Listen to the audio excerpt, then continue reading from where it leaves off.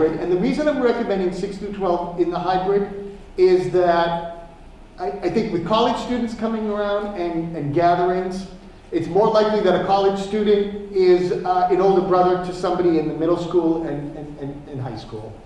So I think just to give us more time in the hybrid, get through the holidays, and see where we are. It prevents it from spreading quickly. A lot of times when we've been in the hybrid, somebody comes down with it, but they haven't been in school when they were symptomatic, so we don't have to quarantine kids and teachers. Or if they come into school, we're quarantining less kids at this point. But obviously, if we're going to stay in a model that was designed for short-term planning, we've got to do a little more for students on that. For example, from a Group A student, I'm in school on Monday and Tuesday. I have distance learning on Wednesday, and on Thursday, Friday, I have kind of like homework / self-directed learning. What we're trying to do with the Google Meet is create something that looks like this. So follow along Group A, they're in school on Monday and Tuesday at the top. Group A and B has distance learning, and then Group A moves home, stays home on Thursday and Friday, but they Google Meet into the teacher's classroom. It allows learning to continue on instead of just covering 50% of the material. We're gonna push for a higher percentage of material covered than that. Would the Wednesdays be synchronous?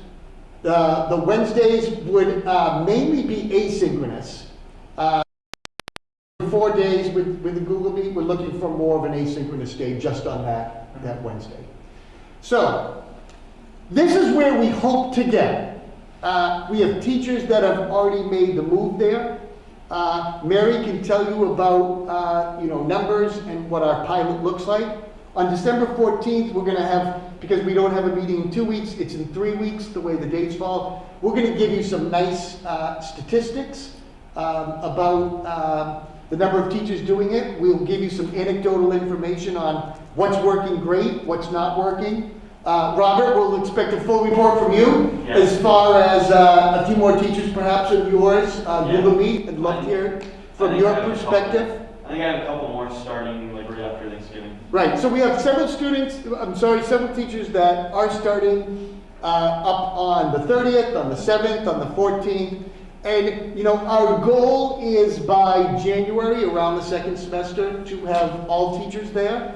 And we'll give you more of a report on what that looks like on December 14th. I don't know, Neil, Sean, if you want to add anything. I know we had a meeting of teachers at the high school today. We're meeting with the middle school teachers tomorrow. Mary already sent out her first survey to our teachers who are piloting.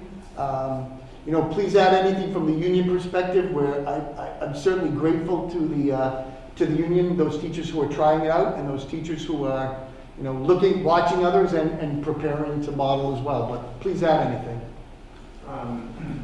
As we evolve from this, like Paul said and Mary said, we're looking for feedback from the teachers that have volunteered to start this, to sort of kind of train, give feedback and advice to all the teachers, so we have all the right technology, all the right mindset going in to do both at the same time, because that's another level for teachers to be able to see the students on screens and see the students in front of them. So it's a gradual process, but that's where we're at so far.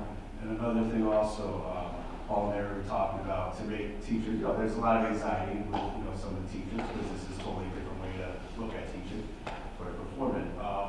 Also allowing release time where we can go into a classroom to see a teacher who's piloting it. So instead of watching like a webinar, you go in that classroom, you get to watch the teacher who's been piloting it, and you figure all the ins and outs. They get to tell you the secrets to it, what works, what doesn't work, any suggestions.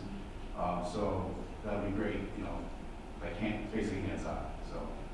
And the reason we're piloting and taking our time is because ultimately when we get this running up, around the second semester of school, the Google Meet will not be an option for students. Attendance is going to will be expected for each course, grade 6 through 12.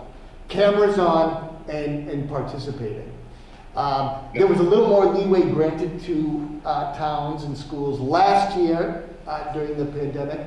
However, the state is requiring student attendance and monitoring what model we're in and how we're taking attendance for that model.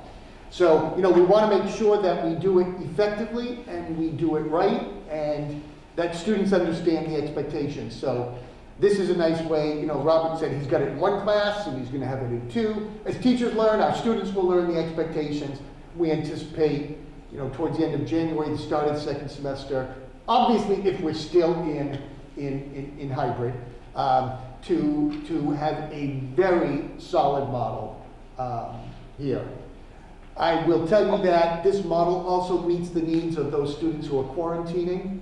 If you have to quarantine for 14 days with the weekends in there, that's 2 weeks worth of instruction.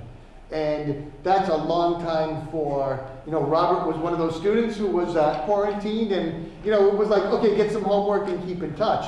But now a student who's quarantining would be able to Google Meet in on Monday, Tuesday, Thursday, and Friday. So it just creates that opportunity for students who have to quarantine to be part of the classroom.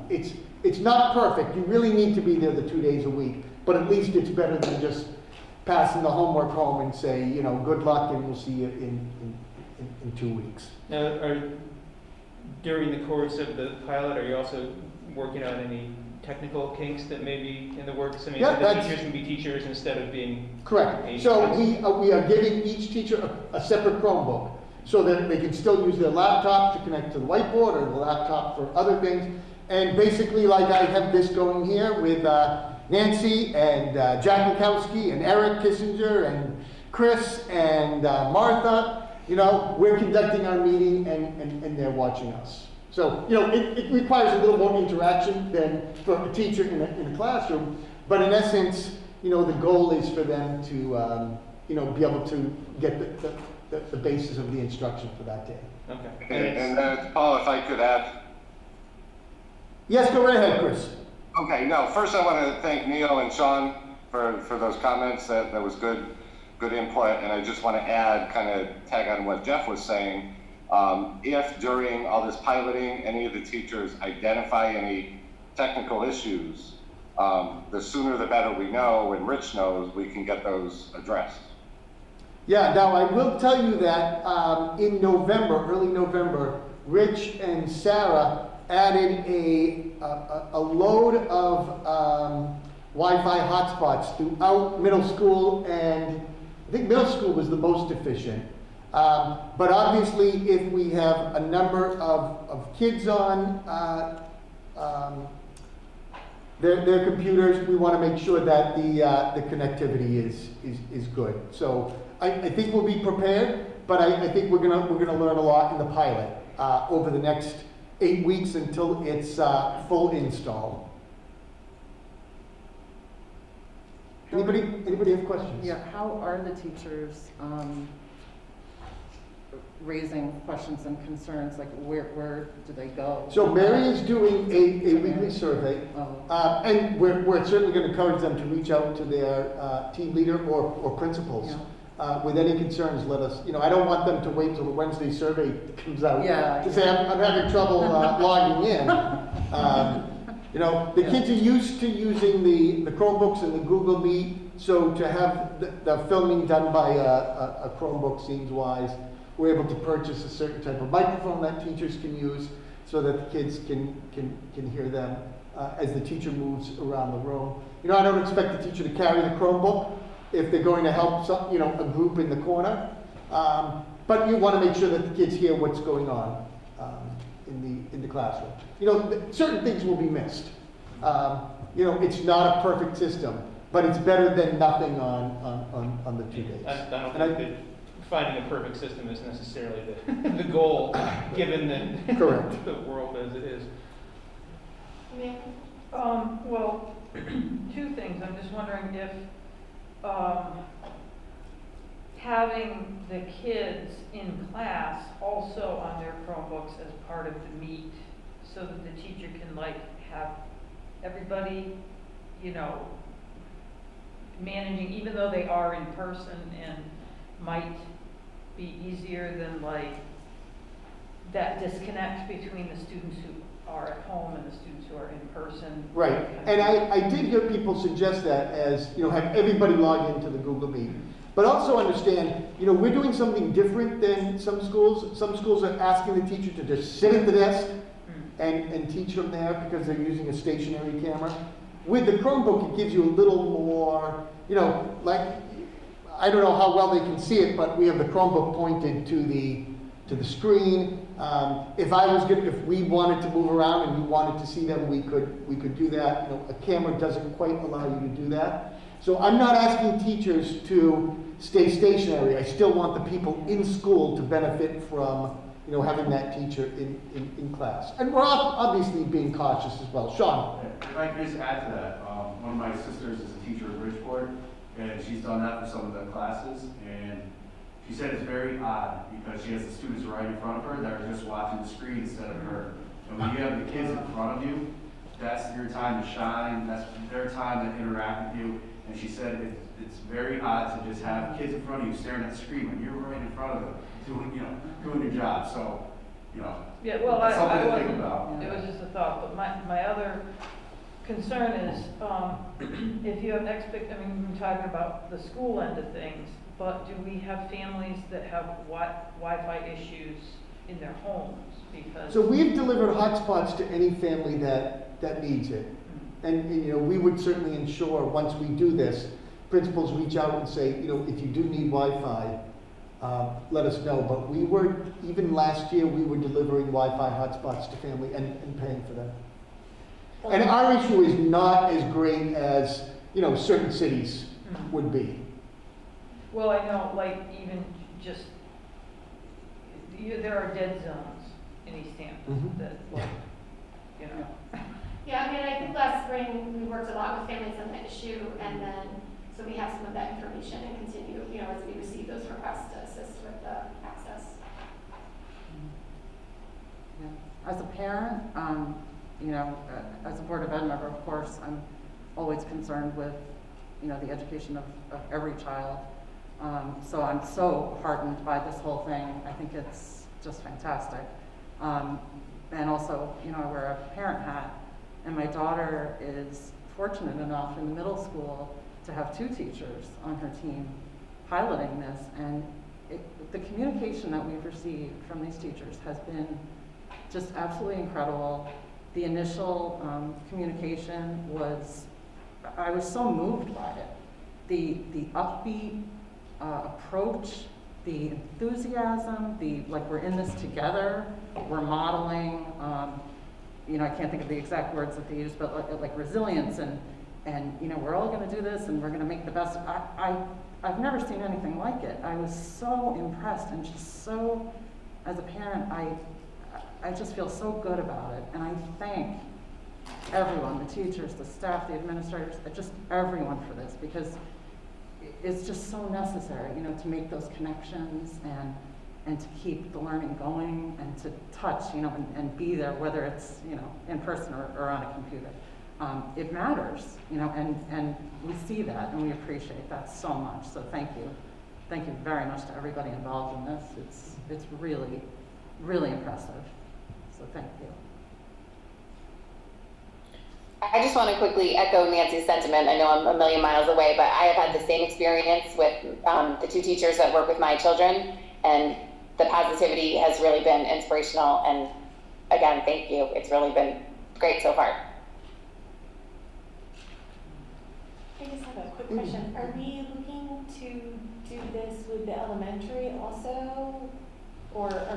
Yeah, right now our plan is to bring the elementary back. If we felt we were going to have the elementary in hybrid, it would be a discussion that we would begin to have.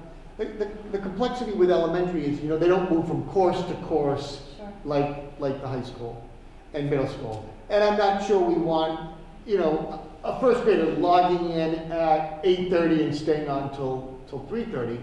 Right. But I think we could get somewhere a little closer to like the Wednesdays where they have the morning meeting and, they log in for the reading lesson and the math lesson. We have yet to have those conversations fully at the elementary level.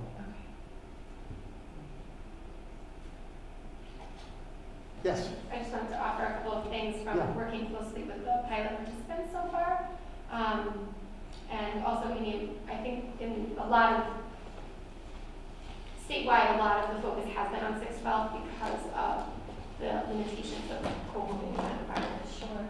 So that K-5 has a little bit more of a self-contained. I was just thinking it would be Yeah. nice to have more options for elementary than remote or in, Yeah. because the Wednesday model where they're meeting for reading and ELA and math, it's really going well. So Yeah.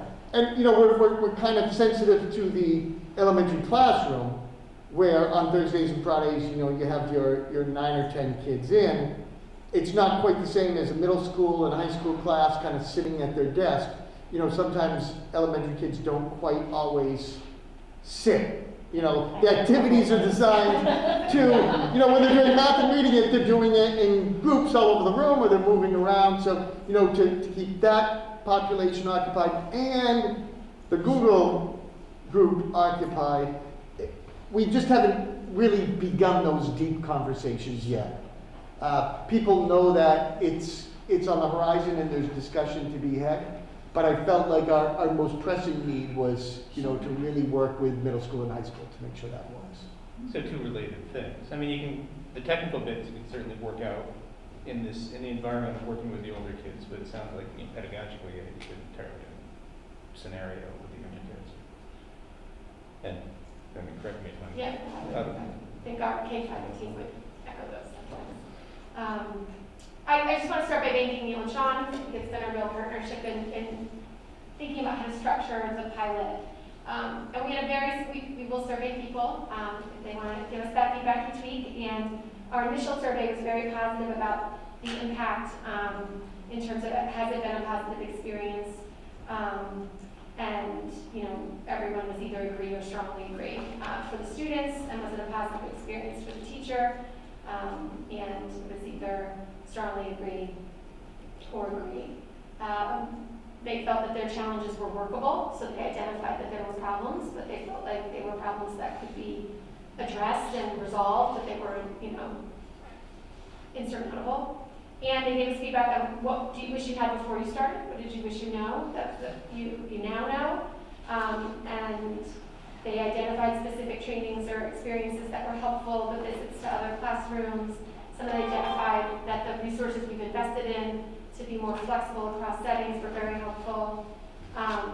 We talked about what technology best supported the process, and you know, if there was anything that needed. Are there things you recommend, and we continue to troubleshoot that? Was there anything that you didn't ask that you wanted us to know? And most of them talked about you know, how the model provided them seamless instruction and to be proactively engaged with all of my learners every day. It's not only good for instruction, but considering the isolation our students have experienced, this allows all the students to interact with each other every day and remain a part of our whole class community. I have seen notable improvements in student understanding and participation from the first hybrid model to this new Google Meet model. The bottom line is that my students are benefiting from my consistent direct instruction. Others said, you know, the connectedness, talking about students saying how good it was to see their teacher that day. So I think while I don't in any way want to minimize the challenges of this for all involved, I think the benefits so far, it's a very small slice of the survey. We only had 7 people when we first started, but they've been really positive. And I had asked if they'd be willing to support what we'd like to create, which is, Amanda, to some of the points you were bringing up, the East Hampton Public Schools Google Meet Guide, which would be all tips and recommendations for teachers based on their colleagues' experiences, including getting down to the level of like, when do you want everyone to log into a Google Meet, you're in person and at home, and when do you not want to do that? Because the teachers are already talking about when that helps and when it doesn't. Much as Sean was pointing out, does it reduce engagement, or maybe there's a time in the discussion? It's actually very valuable. They're looking at what supporting tools they're using by content area. So I was having a conversation with one of our math teachers who was like, oh, Jamboard is the tool we want to use because I can model effectively. It's different needs for different content areas, and and that I think only expands as the pilot grows at the high school, where we get into very specified courses and instructional models. So we'll continue to seek their feedback, to engage our teacher community in guidance to their peers and colleagues, to give more information to parents about how to best support their learner at home in this process. We've identified baseline technology and communicated that to teachers of what they'll receive to get started and what kinds of things they might want to review and consider, and we'll work within our means to support them. And I think one of the things that a teacher said to me was, you know, the benefit that I have in November is that I know my students, and I think we can't underestimate that enough, how much knowing a learner really impacts your instruction. So they have a relationship as opposed to if we had started in September. And they have done remote instruction with these learners on Wednesdays. It's different when half of them are there and half of them aren't, but they were able to see those advantages and how they can leverage those experiences with their students to try and make the model as effective as possible. And I think we really want to communicate a problem-solving mindset that, you know, this is a process to begin to explore, to find our best practices here in East Hampton, where are the issues in terms of technology, troubleshoot as much as we can so people feel confident moving forward. I like the fact that you refer to it as, you know, a process that you're working through, because I think it's very important to, and I couldn't stress it strongly enough, from my perspective at least, to not rush the pilot assessment and that whole learning process and the constant cycle of learning and relearning that goes through that. I mean, for anybody who's gone through any sort of reorgs or change of process at their, you know, other jobs, you know, the ones that are rushed are the ones that don't stick, you know, and the ones that everyone hates, you know. So I mean, we want to be successful, you know, we need to take time. The peer kind of training thing that Sean mentioned, do we have any PD time coming up? It's not in the district calendar until February. Is it possible to modify the calendar to drop a PD day somewhere in there where there could be some peer training, maybe toward the end of the pilot process? I don't know if we're allowed to even do that, but you know, that could be something that could be very beneficial for those who want that. I mean, teachers used to, you know, learning that way anyways. I mean, there's a reason that student teaching happens. You know, being in the classroom, you know, in that environment. And so this is another instance of that. Yeah. Well, we're most interested in some release time during the school day when teachers are actually doing this, so they can go in and see other teachers. And, you know, keep in mind, you know, our pilot began in November 7th, so we're a couple weeks into it. But for those teachers that haven't started yet, there's still a full 8 weeks before our beginning of the second semester, which is our target. So, you know, there's plenty of time to try it. We've suggested that, you know, even if you don't do it for all of your classes, try it for a couple of classes. So we're going to be very flexible as people learn the system. And we are trying to look at that job-embedded learning, so that on the release times, and teachers have the opportunity to visit classrooms when it's already in session, the peer recommendations. Then we're doing a lot, I wouldn't exactly say it's professional development, but technical assistance on a lot of the Google Meet add-ons that can extend the capability of the tool. So those things are all actively happening. And I think the survey information will also give us more information about what teachers would like to see that they need. The initial survey that went out was just to the very first participants, and they've only been doing it for like a week in some cases. So I think by December 14th, we'll be at more of a midpoint, and our surveys leading to that can, you know, really see, is that something that you need, or how many people need that, and that would probably be very telling for us as well, about how to look at time. And I think we're fortunate in this district. When I think of the high school schedule, for example, the teachers do have PLC meetings, and particularly there, I would anticipate, but again, we can collect this information, having the opportunity to partner with your department colleagues about what's going to work best in your content area would be critical, and we can do some of that in those structures. It's shorter periods of time, and that presents some limits, and no doubt, just the opportunity to collaborate is always helpful in the field. So I have to ask the financial question. How are we getting the funds for extra Chromebooks, extra platforms, all of this? Is this included in, will we be reimbursed by the state because this is? Right, so government we were able to expense? get an additional allotment of Chromebooks from the state. Okay. It was not a lot, I think it was 50 or 60 Chromebooks. And those are the ones that we are primarily using for this experience. Okay. And platform-wise, Google Meet, we already had access to, so that's not a new expense. The microphones we're using, I think we've settled in on one that's about $38. So there's not a huge expense to adjust to this model.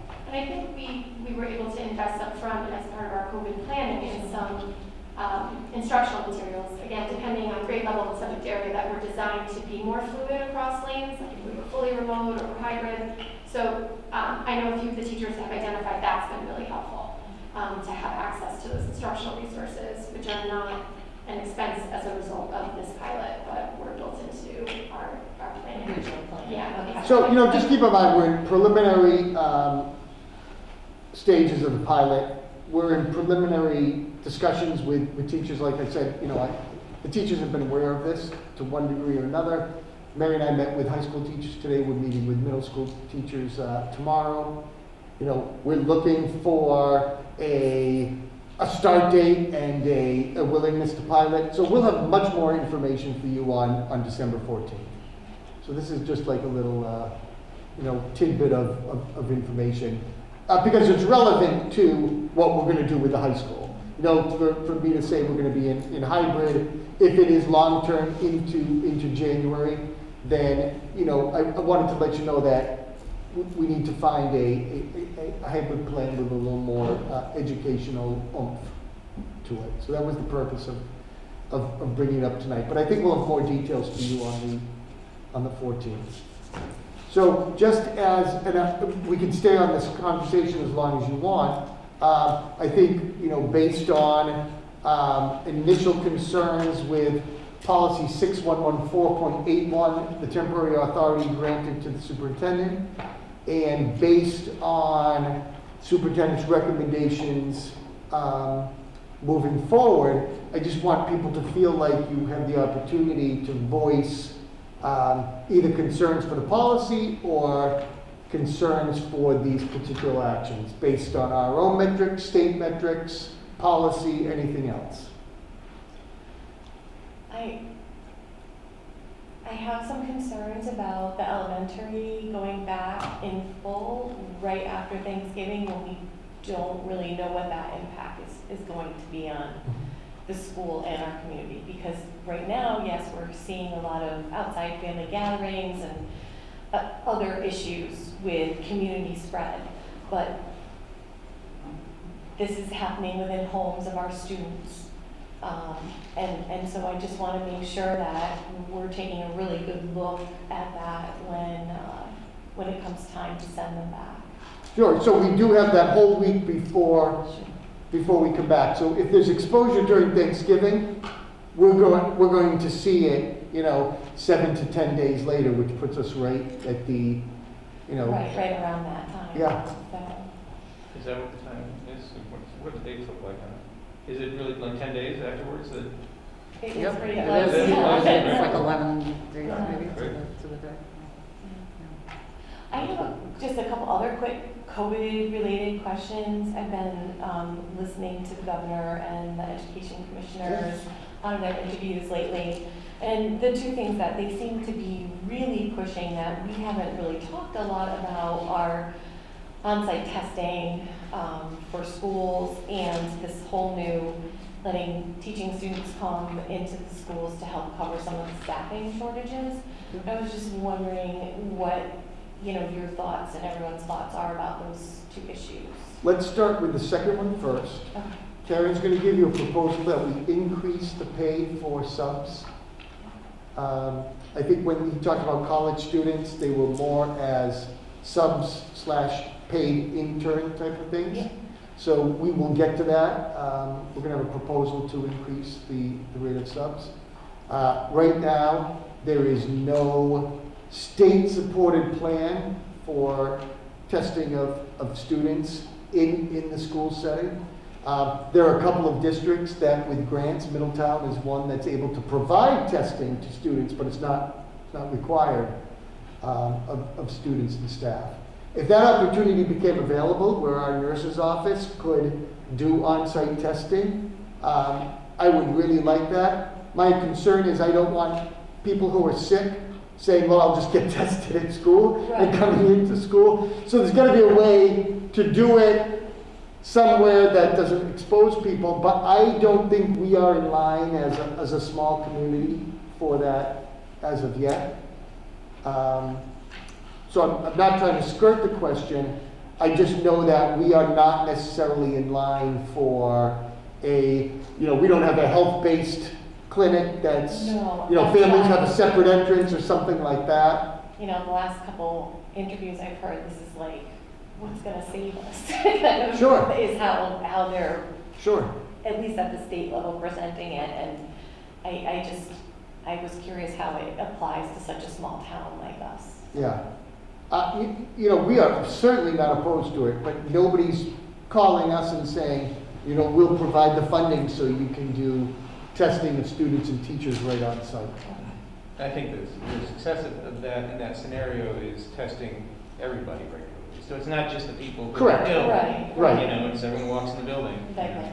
And if we just said, let's just test everybody, there's no setup for that without extreme costs. Right. I know the colleges have their own internal med programs doing it. Some of the private schools in Connecticut are doing, and it's almost $100 a person to do, to just do that on-demand testing at your school. Everybody's talking about the little thing that, ultimately you're going to be able to buy and do it at home. It'll tell you, I'm positive today. But that, we're not yet there. I think the vaccines will be out before some of those tests will be.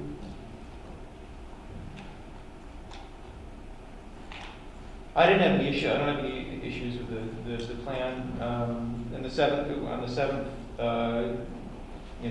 especially given the fact that it's 10 days, and I should probably know the calendar better than that. But it does seem like it's going to be able to shake out any negative impacts of Thanksgiving. We'll know about it beforehand. Right. If there was a large exposure in town as a result of the Wednesday, Thursday, Friday, Saturday of Thanksgiving, we're going to know about that the next week. Yeah. And when we get that Wednesday data, or just look at the numbers of people that are staying home, we can push that December 7th back. I think it's been important every time we've gone into the hybrid, we've given families a clear date that we're coming out of it. Because I think I'm hearing more from people now concerned about, are they going to be able to go back to work, or what's going to happen? And I'm not one that has ever said that schools are daycare, but the hybrid makes it very difficult for working parents to be able to work, and Particularly younger grades. and even families that work at home, having to make sure your kids are online. It's just as difficult as, maybe more difficult than just staying home and not working. So I'm trying to respect our plan that we said we were going to go into the hybrid for 4 weeks and come out on December 7th. And I'd like to keep that timeline until something else dictates to us that it's just not going to be possible. I would like to, and I don't know if I need to make a motion for this or what, or if I can right now, but this entire conversation that we've had for the past 15 minutes or whatever, with the dashboard and the numbers in East Hampton, and what the plan is to go back and an update on the pilot. There can be a standing agenda item until we get to the end of this thing. Just in terms of being able to answer questions to people that our neighbors who are asking us what's going on in the schools. This is great information, to be able to. Why don't we just, the first action of the superintendent's report, if people are comfortable, we just, COVID update on you know, dashboard and progress in, Yeah. or status of Right. hybrid learning, and, you know, we'll make both of those Yeah, standards. with discussion, you know, I mean, because Yeah. we need to be able to kind of talk about this stuff as a group too.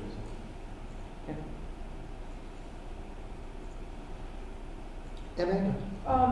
I'm just wondering, and this is not necessarily even specific to us in East Hampton, but like, I know the governor wants the schools to stay open, and we got guidance of, you know, with the different colors, and then that changed, and then it changed again, and, you know, we're going with our own, which makes sense.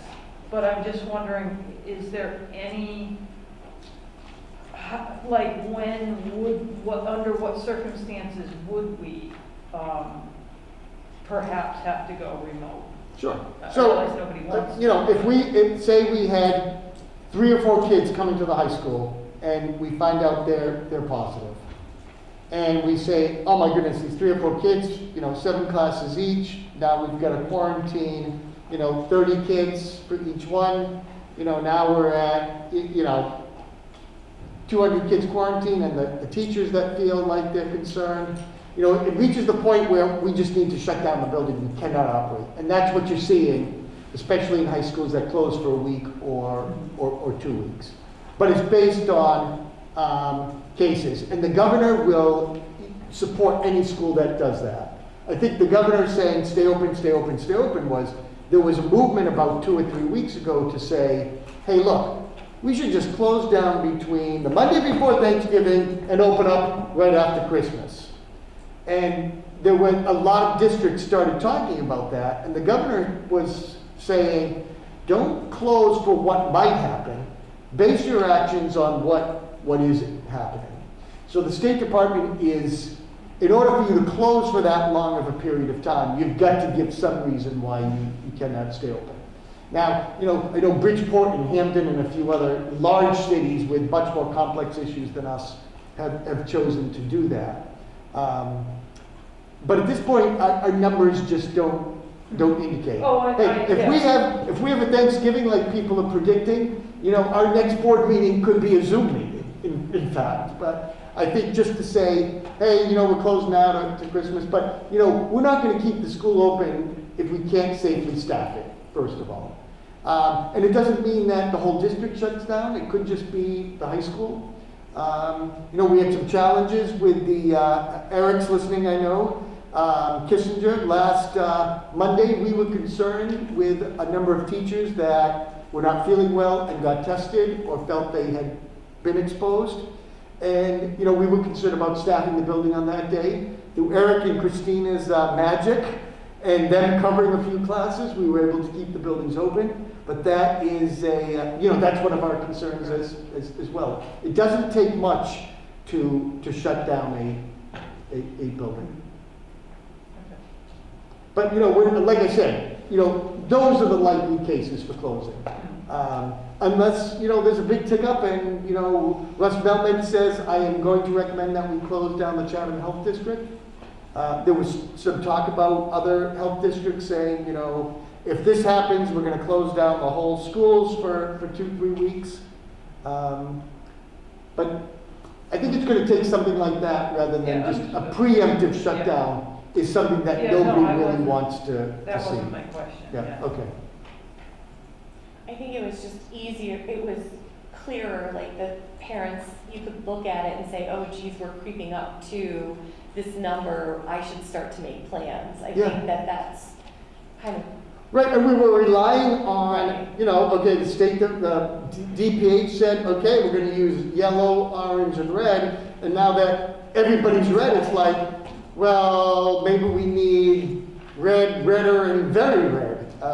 You know, according back to that other map that I showed you, you know, we are absolutely having a surge. Does it mean that we should close the schools? Not necessarily at this point until they start closing restaurants and gyms and other things. I mean, I think, you know, you look at New York City and the schools are closed, but everything else is open at this point. One thing for sure is when we, hindsight always tells us what we should have done rather than what we should do at this point. One other thing on the superintendent's report, I remind you that Monday, December 7th is a tri-board meeting. It will be a Zoom meeting. We will send you the link. The purpose of the tri-board meetings is to just have preliminary budget discussions and some open conversation about what people are hoping to see or not see as far as budget for 21-22. This is in place of the meeting that was requested by the Board of Finance? Yes, when I went to the Board of Finance, they requested this meeting. Town Council was a little jealous that they perhaps were not invited and decided that it should be a tri-board. Which is what had been in the past. Yeah. So that will be a tri-board meeting. It'll be 6:30. I'll send you the Zoom link. And then our next meeting is the 14th. And for those of you that are new, you're going to see a budget from us for 21-22 on January 11th.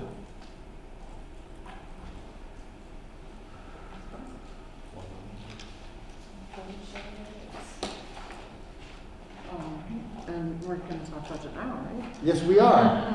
So the exercise for tonight, and the principals have been instructed to make this very brief. And if you would come down here and just so the people on the camera, the Zoom can hear you. What I asked them to do, and you have this in your packet, this was shared with the whole school community and teachers. These are all the budget requests from our November 9th meeting. You're going to get a thicker packet in 2 weeks when the principals hand me all of their requests for the year. This was just the requests that were voiced on November 9th. On December 1, everything is due from the buildings to me, and we'll kind of expand this and include that in there. So Andy, you look like you're ready to start to highlight a few things. And then if you have questions, we'll give you time for questions as well. Yeah, so thanks again for your time. The two items I chose to highlight tonight are expanding the classroom libraries and the special education teachers, specifically in the ABA program. I think we've talked a lot about, and those of us in education know the best way to improve reading is to read. And we're really looking to diversify our classroom libraries. Our learners deserve to grow their skills while enjoying the diverse, high-interest text. Much has changed in our world and in our students' lives since the last time that these libraries were replenished. We're committed to making sure that these libraries reflect what's going on in society and prepares our learners to confidently navigate the society as it is now. Increasing these selections would give them more choice and make richer learning experiences. The ABA program, I pulled this quote right from our brochure.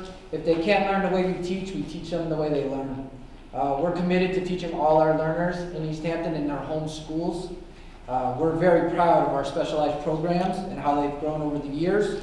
But Memorial's ABA program uses principles of applied behavior analysis to inform decision making when it comes to academic and social development. And with our programs ballooning from servicing students in just one room to now 4 rooms at Memorial, we really need to have additional staffing to have fidelity of implementation. Thanks. Chris. Thank you. At Center School, the first item that I'd like to highlight is a special education teacher. And talking with Mr. Mosier, it's kind of a critical point in the Center School in terms of caseloads per teacher. So it is instrumental in closing the achievement gap for our learners. Our needs continue to grow, and our students deserve a level of staffing that best meets the needs of all learners. The number of students identified to receive IEP services at Center School has increased from 23 students in 2016. We are currently servicing 55 students at the end of 2020, and we anticipate, I can confidently say that that number will be a bit larger by the end of the school year. Second request is Duolingo for mastery of a foreign language and the appropriate introduction of advanced placement language opportunities in the high school. Students need earlier exposure to world language opportunities. I understand that a new program with full staffing may not be possible this year, but I feel this program would be a win-win. The model of language exposure offers learning anytime, anywhere. While it will never replace the instruction of a foreign language teacher, it can be accessed on Chromebooks both in school and at home for new programming at Center School and possibly at Memorial School as well. Mr. Kissinger, would you like to chime in? Yes, please. So one item that I have is new that I did not present a couple of weeks ago, and that would be a STEM coordinator for the middle school for 6-8. Having an expert in next generation science standards can really accelerate any type of instructional growth around STEM learning in our school.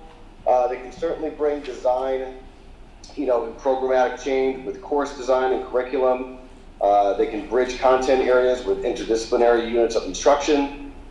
And our science teachers have done a really nice job, and they should be commended for their efforts with next generation science standards. They've had support from Mary. Mary has pointed them in the right direction of PD, but they've really done it alone without a resource on site. And I think that as our elementary schools build those foundational skills for math and reading, to the middle school where we can really tackle some just higher level curriculum, more complex thinking, and a STEM coordinator, like I said, can really kind of accelerate that STEM program. The other one would just be classroom furniture, flexible furniture. I talked about this at the last meeting.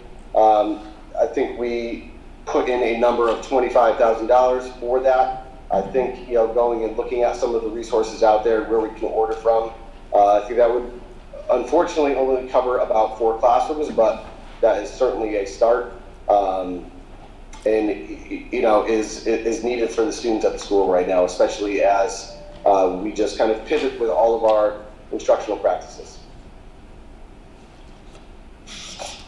Thank you, Eric. Mr. Werner.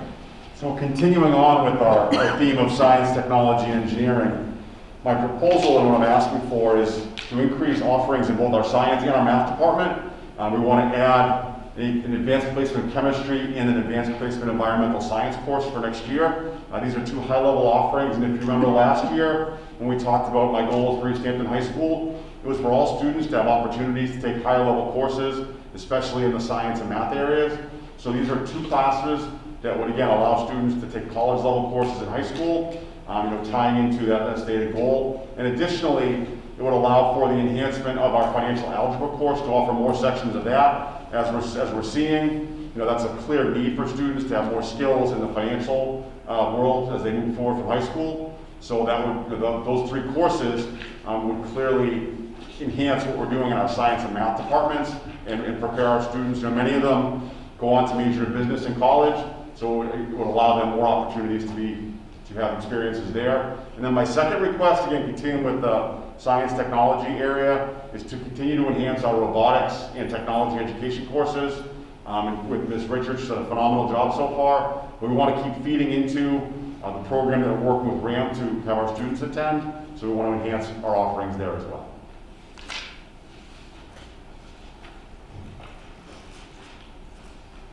Mary. There's 2 items that I propose that I want to highlight. One is the data dashboard that I referenced, that in the grand scheme of expenses is on sort of the lower end. And this would allow us to streamline all of our student data procedures. So teachers are regularly collecting information on student performance, and we really need to be able to have this information in a teacher-friendly environment that also allows us to access historical data on students over time. So we have that data now, but it's in many different places, and pulling that data together in a user-friendly environment to support meetings with families, to be completely transparent, that is very labor-intensive for us. And so it lacks efficiency and is not as guaranteed as we really feel it should be in a district of our caliber in 2020. Additionally, the position of another instructional specialist at the K-5 level, I think is something that's highly in need. Memorial School always had 3 literacy specialists. We're down to 2. And I know Mr. Mosier, even though he is in the student services side of things, and I've discussed this, and he's in support of this as well, because of its, the position gives us a lot of opportunity to intervene early for learners, when we identify students who need supports, to infuse them with as many interventions as possible, so that hopefully we can address any needs and help students find success and thrive.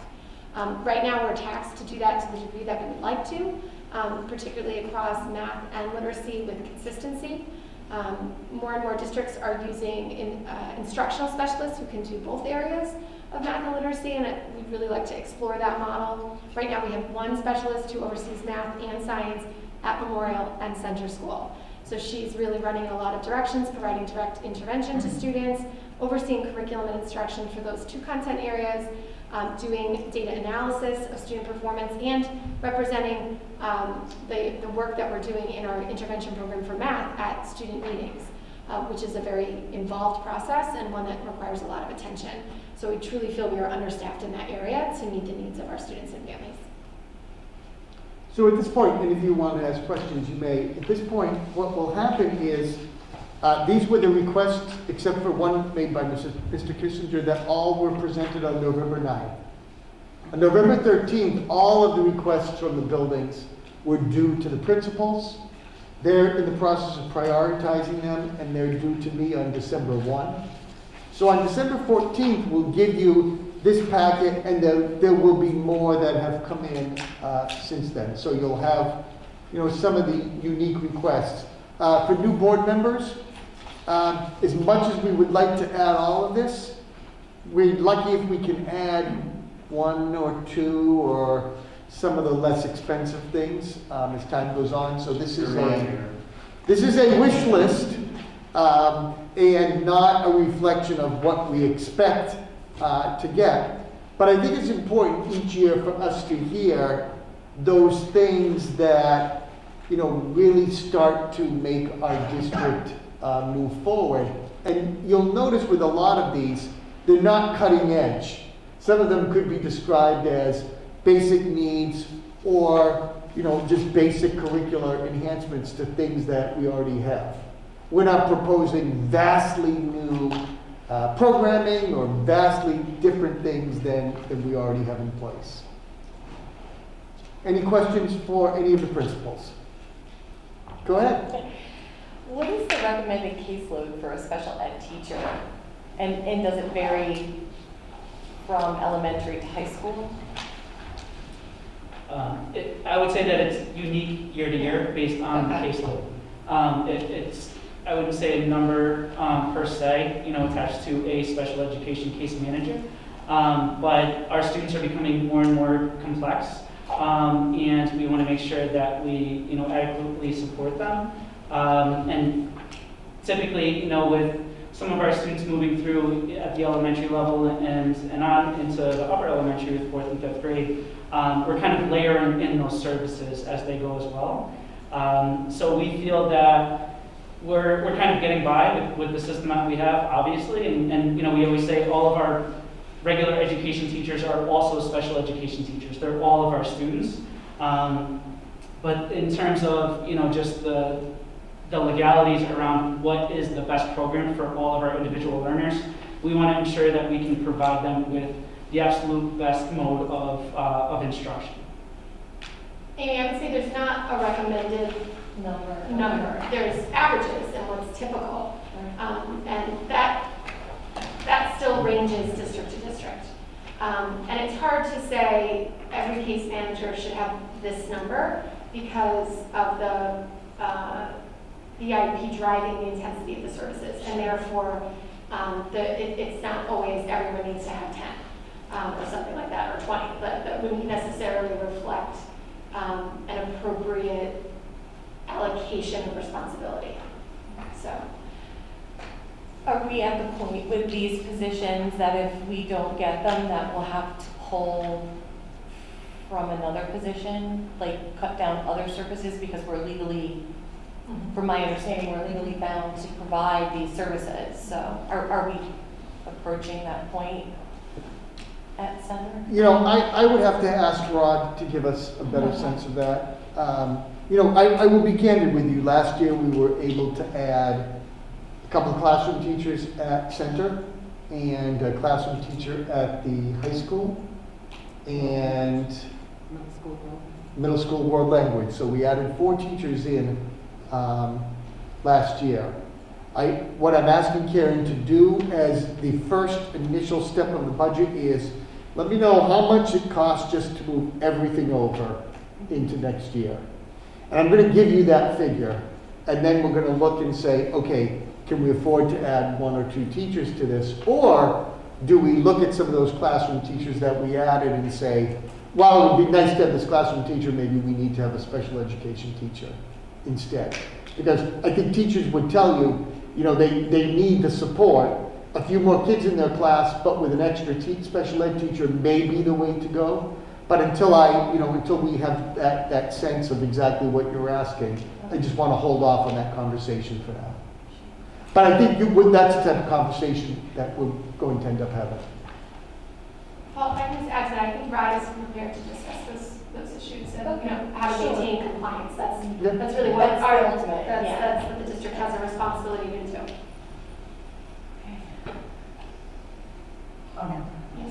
Well, I'm wondering with what you were saying about the support at Memorial and the increase in numbers that you're seeing.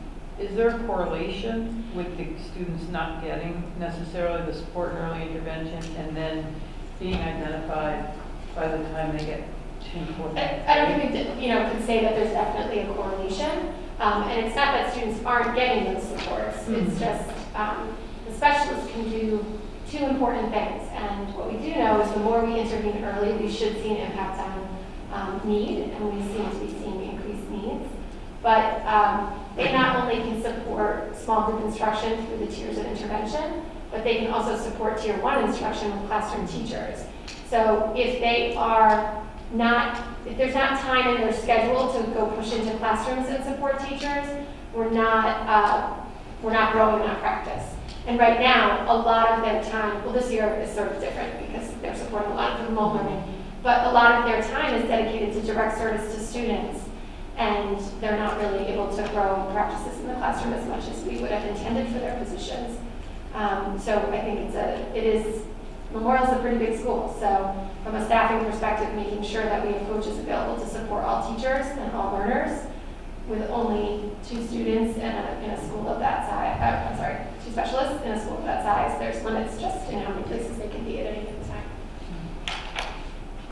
Jim and Justin have questions. Justin, go first. Okay. The new guy question. Are these requests that you've identified tonight, are these ongoing year after year, or are these newly identified? Anybody? Several of them have been brought up in the past. The elementary world language teacher, we're always looking for, additional specialists, as Mary mentioned, the people who can work with children one-on-one, small group instruction and things like that. So some of these are not new requests.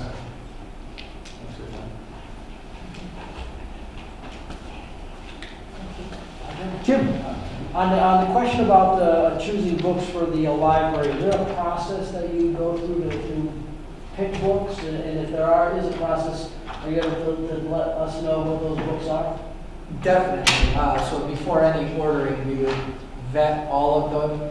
That started last year a little bit. Mrs. Clark directed the specialists to be doing inventories within our classrooms. That is something, again, with their role and all that they have their hands in, we'd have to carve out time for them to get into these classrooms. We'd ask our teachers for support with that as well, to better understand what are the needs in the classrooms and match the needs with what we want to purchase. And the teachers would provide those needs, or is that you understand their needs? They would play a role in it. Obviously, they know their classrooms best, but through our order history and through the inventory that would be conducted by the specialist, we would be able to make a very informed decision. Now, these aren't just library books, or other books too? No, these are the actual classroom. Oh, classroom, okay, I'm thinking library books, okay. Yeah, these are for each individual classroom. Okay, I'm glad you clarified that, because I was thinking library books, and I was wondering why, okay, I knew that you made that clear. Jim, they don't take as long to read as the AP US history book that you volunteered to read last year. All right, gotcha. And then, thanks for clarifying that. I do have one other question. What is flexible furniture? Forgive me, I just don't know. Eric, I don't see your face, but if you're still there, we'll let you answer that. I don't, there we go.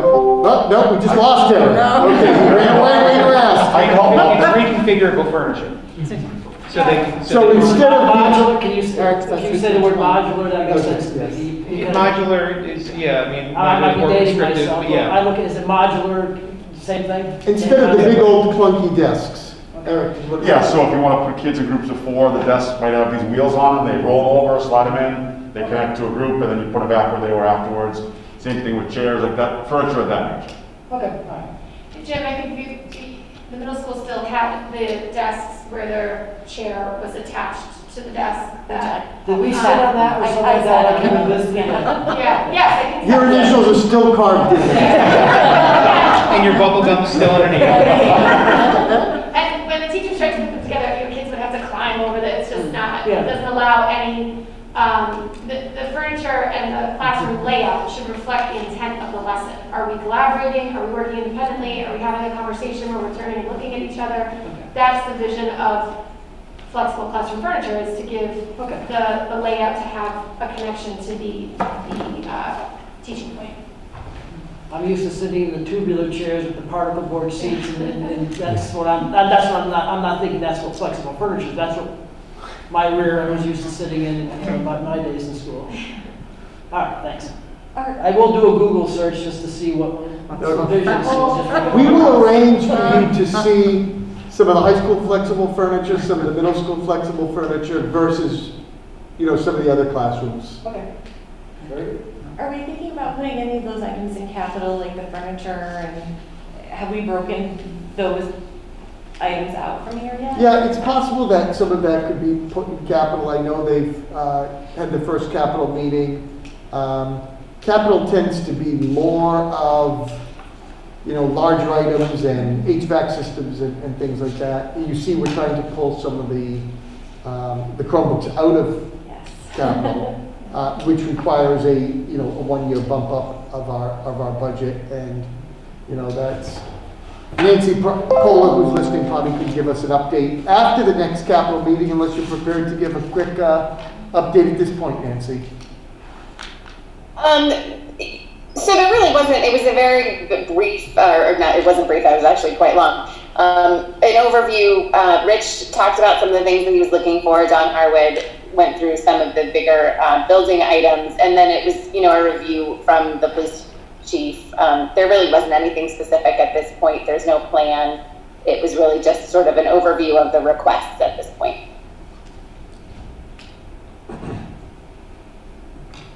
I had a question about, well, actually, one of my questions was about the classroom libraries. Are those I don't know if you sort of answered, I was picturing being like sets, like some sort of package set from somewhere. Is it like that, or does it really get down to? Yeah, so our specialist in their initial search to help with the proposal was able to locate a company that would package something. Okay. We don't necessarily have to go with one company or one set, but a lot of these places do put stuff together that you can select from. Okay. So would you? But we would get one, we would try to get the same set for the classrooms in that grade level. Oh, that was my question. So that the They kids were would have different or the same? guaranteed Yeah. experiences and access to the same materials. Oh, okay. Yeah, I was picturing either all the same for that reason or different, and then being able to, well, not really with COVID now, but being able to trade off and switch so that you actually have. Yeah, we would want to make an equitable purchase Yeah, okay. across the classrooms in each grade level. Okay. Now, what that looks like in each grade level, that could be different. Yeah. But if we were ordering, let's say for grade 2, we would want to make sure that every classroom in grade 2 got that. Okay. Nancy, the publisher of our reading and writing curriculum does make recommendations for text to support the units. And those are very, carefully vetted and selected and matched to the level of the learners for engagement. They make recommendations about books that connect to the skills you're teaching across skill level as well. So that's like an example of a resource we could explore. In addition to wanting to make sure that classroom libraries are reflective of our students and their lives and the larger world within which they live, and giving them diversification of their libraries in that way. And we do have systems so they can take out books from the classroom library and put them back, make sure they're safe. And just dovetailing off of what Mary just said, I think that the latter example she shared about the reflection of their life and the diverse world we live in is an area of more importance to me at this point, knowing what our libraries look like. I think we do have a great deal of resources, and our students are very fortunate that the materials that they have match what they're being taught. That also is an ongoing improvement effort, and we shouldn't forget about that, but I think the diversification is a little bit more of a priority. Okay, and a mix of fiction and nonfiction? Sure. Then? Yes, for sure. I know there's been a heavy move to nonfiction, but so it would be a mix. Yeah.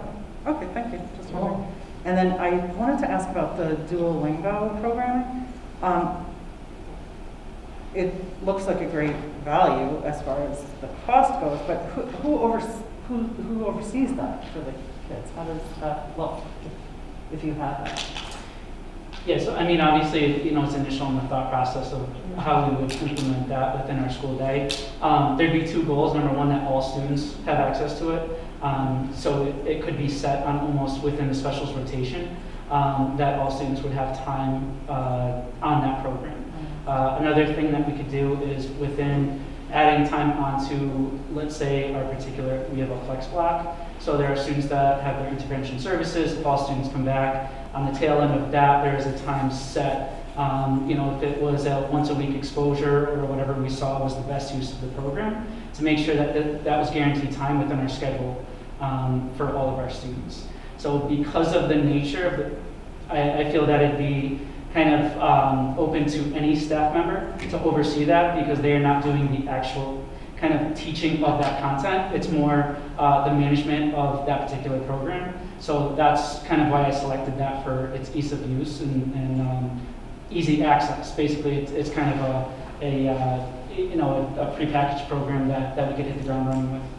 Okay, and that provides enough, whatever you planned in here with the cost provides, is that seats? License per person for our particular site, yes. Yeah, so it would. You can go online and look at Duolingo. It's actually a free program if you don't mind ads. We would not want ads for the students, but it's multiple languages and lessons. Just Google Duolingo and start learning another language. The public library offers it too. Yeah. Oh, okay. Okay, great. And they can take it with them on their Chromebooks if they want to. So students who are really interested in this could just push through as far as they wanted to go as well. That's great. Okay, thank you. Thank you for the information. Another question. Last budget season, did we purchase dismissal apps? I see there's another one for K through 8. Or is that something different? Yes, we did purchase it, but we added it very late, knowing that it did not go through the budget process. It's something we added, given what we figured was going to be the large amount of people driving to school. Now that we've used it, we are proposing that we continue with it. Okay, so it's a re-up on a subscription? Yes. Okay, understood. And last question I had, at least for the moment, is, and I might be mischaracterizing how we do this, but if we have outside students coming in with special needs, they would be paying a tuition still, and that could offset the cost of a new teacher or two, the tuition money being brought in. If Rodney's IC is requesting a couple special ed. Correct. So the tuition money would offset. Yes, but I think some of the special ed teachers we're suggesting we would not be able to fund with tuition money, because they would be serving our general population rather than our specialized programs. Okay. Other towns are more interested in small specialized programs that are too expensive for them to start. But I think we're looking at more, instead of our STARS program, we're looking at just general special ed teachers. Okay. For our students who are mainstream most of the day. Okay. And who are East Hampton residents? Oh, yeah. Okay, so not we don't have students, the only tuition students we have are in our small specialized programs. Okay. And I saw the number of increase, I forget the numbers, but it jumped up a couple of dozen people. The expectations of children with special needs increased. Well, I think that's a 4 or 5 year growth. Okay, that could be what I saw. Yeah. Some of the numbers, I think Rod gave you, here's where we were 4 or 5 years ago, here's where we are now. Okay. It's not a 1 year growth. Okay. Paul, if I could go back to the school dismissal manager and, Chris, please jump in. Not knowing exactly what dismissal will look like next year, I think that's a wise thing to consider for next year's budget. But also, even if conditions were to improve and we could go back to some of our old practices, this application has been really beneficial to our office staff. It has decreased the amount of phone calls that come from parents on a daily basis about pickup plans because it's going through the app. And it also adds a nice layer of accountability because the people who are picking up, it documents and stores all of that data. Okay. Yeah, we had a situation with a family where there was uncertainty whether it was mom's turn or dad's turn to pick up, who did they go home with. So we had basically a registrar of where that student was, who had registered at the time, who they went home with, so we could confidently say to the one parent that called, who picked up my child, we said, well, they were picked up by this person at this time, and we have a record of it. And that would be an expense every year that we use that, assuming that our situation continues on. And then if it goes back to normal, then it's not an expense line item. Correct. I think what we're saying is that the school dismissal apps were not created in response to COVID. A lot of school districts use school dismissal apps because of the enhanced safety and efficiencies that they provide, because parents have a direct way to update their drop-off pickup plans. And I think parents, that can shift dramatically. There's a lot of different aspects to family life that the front offices are managing. And so the fact that parents can go through the app to make changes to their pickup plans or drop-off plans, it's a huge efficiency for the schools. And it's increased safety because of the record keeping that Mr. Sullivan and Mr. Gonzalez were speaking to, that we really can track that carefully. We've always tracked our students very carefully, but it's just an enhancement that reduces the possibility of human error. I think it also puts more of an onus on the parents. I mean, right before we left, I changed one of my kids' pickups for tomorrow, as opposed to, handing in a paper that can get lost, or, you're the parent, you've made this decision to change dismissal tomorrow, and it's on you to do it in the app, instead of the secretary is chasing everyone down at the end of the day. When my kids graduated here in 2016, I think it was a paper. I was back in the paper days. I don't remember an app or doing anything like that. Was that like? And we were doing it by paper up until this year. Oh, okay. And we're employing it K-8 because of the fact that high school students, it's a different, the student plays a different role. But where we have young children who need to be supervised and a lot of, high volume, I think the number of people who are passing through Memorial School potentially at the end of the day with their children is just tremendous. Understood. Any other questions tonight? I'm sure we'll have more. Thank you. There is a change in the calendar. This is second read, but we communicated a change to you in trying to line up with shoreline towns. Even though we had aligned with learning the shoreline towns, a lot of towns decided to push back April vacation by 1 week because the February vacation was a little bit later in numbers. It was only 6 weeks between February and April. This gives us kind of 7 weeks. It does add Good Friday, the 15th, back into the calendar instead of during the vacation. So we've added 1 day at the end. The last day would be Friday, June 10th. Okay. Given that, do we have a motion to approve the 2021-2022 school calendar as recommended by the superintendent of schools? So moved. Amanda? Jim? Any discussion? So just to clarify, that the April vacation change aligns it with the other districts in the area then? With the other shoreline communities, yes. Anything else? All those in favor? Aye. Okay. And now we have some first reads. Let's see.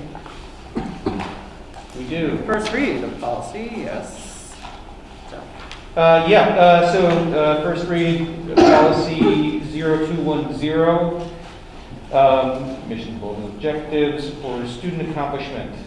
So this, we reworked a bit to use the student portion of the school mission, the district mission, which is policy 0000. I believe that was the bulk of the change, was to make that align with the mission district. Now, next was 0220, which I believe we removed, yes? We're recommending that you omit it. You can vote on it tonight if people are comfortable. Look at that. It was a little redundant. Sorry. Does anybody have questions on that? It was just dealt with elsewhere, I believe. That's why we recommend taking Yeah, it it was, out. yeah, that's in my, just found my notes. That it was redundant, it's used elsewhere. It's also a policy that is it's rarely used by other districts, so it's not one that's we're required to use anything. Okay. So, do we want to make a motion? Sure. Okay, I'll make a motion to omit policy 0220, goals for student operations, from our policy manual. Second. Is everybody okay? Questions? No? Okay. All those in favor? Aye. Okay. And another first read.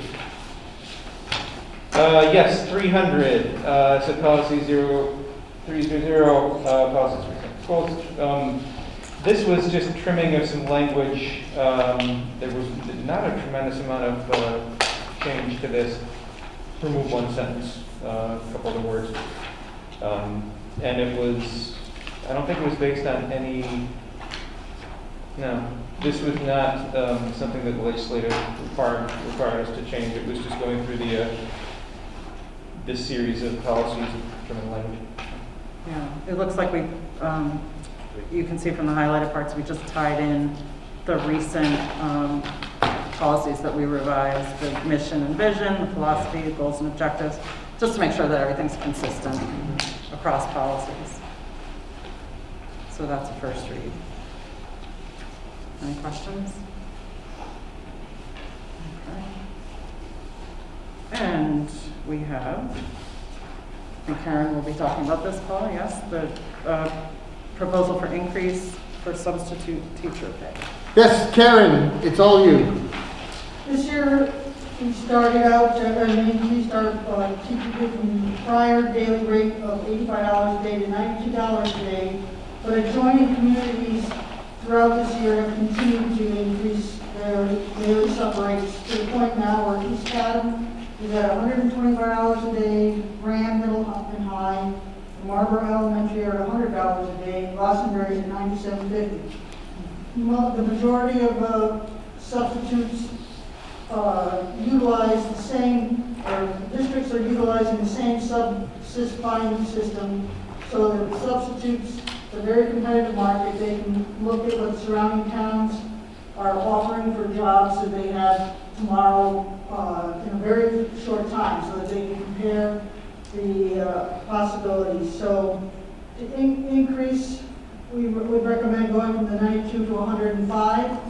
And the cost to the district for this is less than the cost of adding a full-time staff person. And of course, there's no benefits offered to these jobs, but it'll give an opportunity for us to have a better chance to keep this building staffed and to provide the subs to cover the times that you can see for the desired professional development for the teachers. $105 is. Karen, what does that $105 from 92 to 105, what is that total for the year in estimation? A few $1,000, or am I way more? Probably about 25. Oh, wow, okay. Don't ask me to add again. Yeah. Okay. I think it's also pretty hard to anticipate what it might be, particularly this year. Yeah. You know. But I know that Bob has been mentioning this for several years now. Is when we come up for budget suggestions, as a sub. I don't mean to speak for you, Bob, but as a sub, so it's something that has been on the minds of those who are in the classrooms. And Bob, I'd give you $150 a day. Take that. Yeah. Do we have a different pay rate for long-term subs versus short-term? What kind of? Like a long-term sub? It is different. So this would just be for short-term subs? Daily subs? Daily The subs, daily yes. rate? Okay. All right, sorry. Yes. And this has proven to be a very difficult thing recently, hasn't it? I mean, when, like you said, people can compare. I mean, don't we have trouble on occasion? Yes. Rather often, I would say. I don't know. Just Monday through Friday. You know, I mean, it's a real problem though. Yes, So it when is. you don't have a person in a class, I mean, somebody has to do it, right? And so it's a true issue, yeah. Many people who sub actively sub in other districts. I mean, that's Yeah. very often the case. So they are looking at, and they might be a sub for us, and also East Hampton and Colchester. So that's a real, it's a very practical issue for the building principals in trying to run their site, and then it's a legitimate thing that if you're sub and government district willing to. And East Hampton, it's a competitive market, right? Yeah, and East Hatham's been advertising in the River East at that level too, so. Yeah, we will be too. Good, hopefully.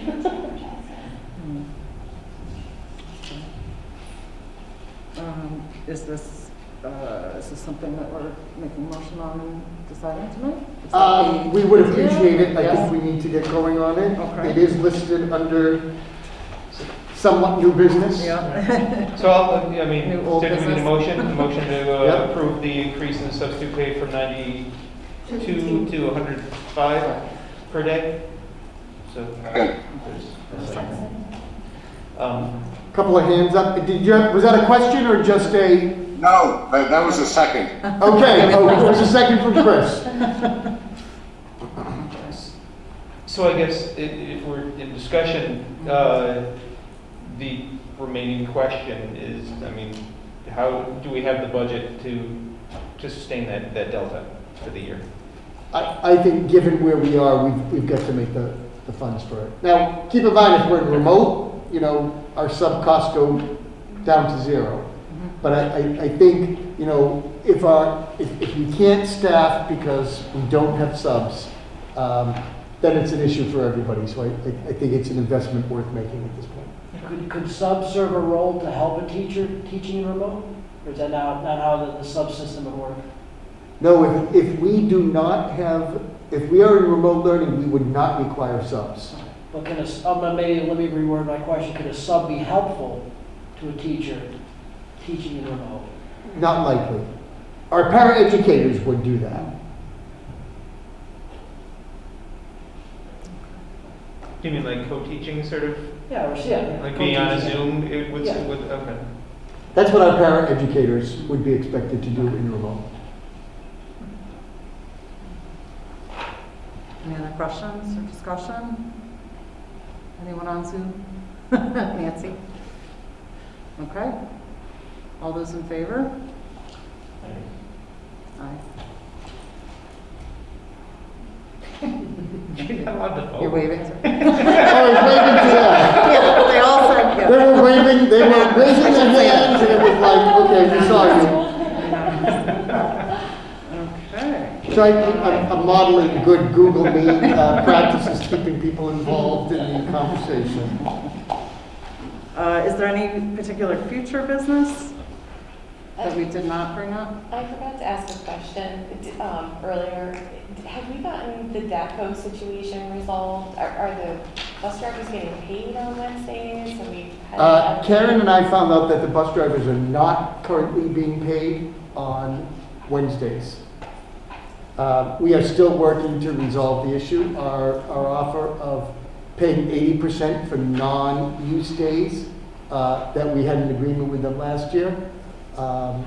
We're hoping that they'll accept that, but I think they're waiting to see if we will offer 100% or what the conditions continue to be.